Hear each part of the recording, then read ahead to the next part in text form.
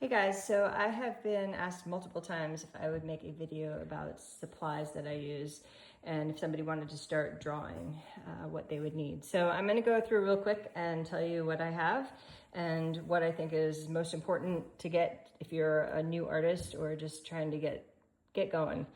So the first thing that I'm gonna say is that I don't think that pencil brand matters as much as paper does. So I think I'm gonna actually start down here. For my drawing, I used a Bristol board. I use Strathmore. This right here is, this is a 300 series. And this is fine if you're just getting going. This happens to be a really large pad of paper, but they do sell smaller ones that are probably like 10 bucks. You can find them easily online. This is another brand that I didn't care for as much, but paper preferences, the brand is all, I think that is just personal preference. But the type of paper, I would say go for something that's at least a 300 series or higher. That will give you the kind of results that you're looking for. If you're using sketchbook paper, say, you're not going to have very good luck with it. You won't be able to blend very well, and the paper really won't hold up when you erase and rework any areas. So go for a Bristol board. Here's the information. You can screenshot that if you would like. And then I'm going to move on to pencils. I have a mix, as you can see, I have a mix of different things here. There's 3 different brands represented here. Again, I think find one that you like and that you think is good. I like, if I had to pick any set here, I would probably pick the Mitsubishi Hi Uni. They make a whole set. It's like a tin you can get. I want to say it was about 30 bucks US dollars. I usually buy a whole case of 10B because they're really soft and they are my favorite dark, if you're just looking for graphite, they're the best ones that I've found. Anyway, so that's those kinds of pencils. And then as any of you who've watched any of my lives have probably noticed, I use a lot of mechanical pencils. My favorite ones are the Pentel Graph Gear 1000s. This one is a 0.3. Most of mine are 0.5s, like this.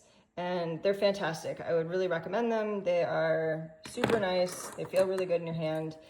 This is the kind of lead that I use inside of it. It's a Pentel Einstein lead. They make like a 4H through 4B. 4B is the darkest one, and it's nice. It's dark. You won't be disappointed.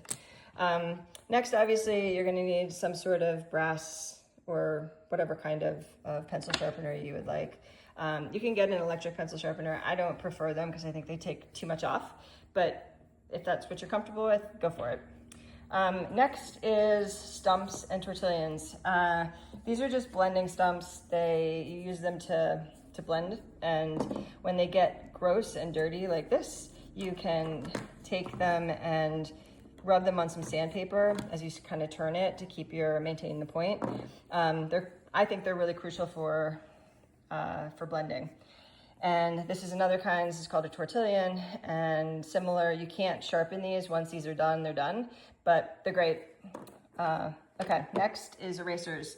I use 3 types of erasers. The first one is just a pencil style eraser. I really like these, but there's a million pencil style erasers out there. Just find the one that you're comfortable with. You can sharpen these just like a regular pencil. Next is my favorite thing. It's my electric eraser. I really like this brand. It is rechargeable. So, and honestly, I think I charge it like once every couple months. It comes with 2 size nibs. These are the small ones. There's other ones that are about double the size of that. And yeah, so welcome to take a screenshot of that as well. You can find that online for about like 15 bucks. Lastly, for erasers is just a kneaded eraser. And I use this just for lightening like whole areas. I think that they're helpful, but I don't use it. If you're doing charcoal, you'll use it a lot more. In my opinion, you'll use it a lot more than you would with graphite. Also, when you buy the electric eraser, it comes with a whole bag of these and the wider ones.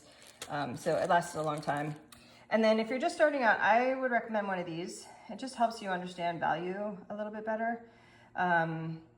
You can hold the card up and tell, we often think that you know, the light spots are white. They're usually not. They're usually like down here or down here. So it can just help you learn. They're cheap, and again, you can find those online. If you're serious about it, you might want to get a timer.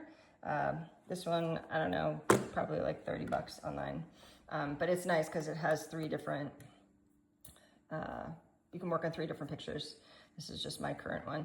And then lastly, if you're gonna grid to get your stuff in, you might wanna invest in one of these, which is called a proportional divider. They come with instructions, and there's loads of videos that you can find that teach people how to grid.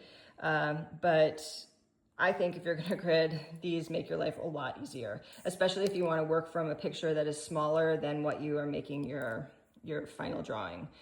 So it will help you keep the proportions accurate. And I think that that's it. So if you have any questions, you can certainly let me know, but this is really all you need. And again, you don't need all of this. Like if you want to get one set of pencils and some paper and some way to sharpen your pencil and some stumps, great. Good place to start. You know, you don't need to have this much of all of it. I've just been doing this for a long time, and so I've collected a lot of things over time. So yeah, it can be a relatively cheap hobby.